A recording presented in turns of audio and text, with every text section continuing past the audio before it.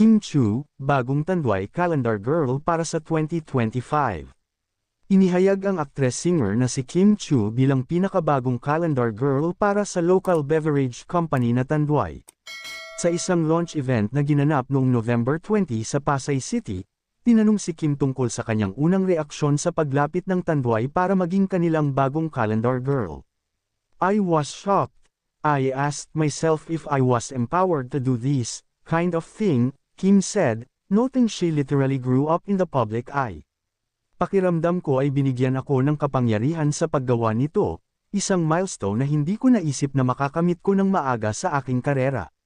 We all have our explanation about what a woman is, and I want to enjoy my journey as one," patuloy ni Kim sa kanyang paliwanag tungkol sa pagiging isang calendar girl. Nang tanungin tungkol sa kanyang mga paghahanda at anumang mga espesyal na sandali na kapansin-pansin,